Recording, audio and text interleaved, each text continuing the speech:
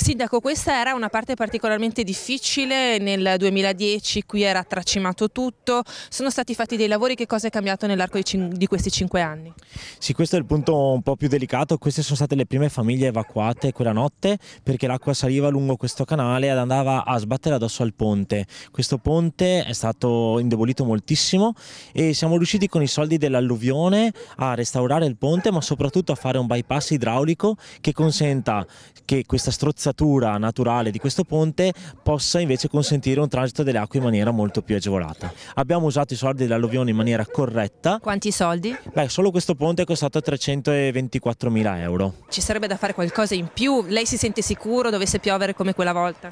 Beh, la maggior parte dei lavori devono essere eseguiti nel Bacchiglione, lì ci sono moltissime frane, alcune il Genio Civile e la Regione le hanno sistemate, ne rimangono moltissime altre da fare, ma accanto a queste è inevitabile, è indiscutibile che devono essere fatte le grandi opere e parliamo delle vasche di laminazione che stanno andando avanti in zona Caldogno, nel Vicentino, e soprattutto la famosa incompiuta l'idrovia. Quella risolverebbe veramente i problemi dei comuni rivieraschi, al Brenta, al Bacchiglione e soprattutto del comune di Padova. C'è ancora tanta commozione nel ricordare quei momenti.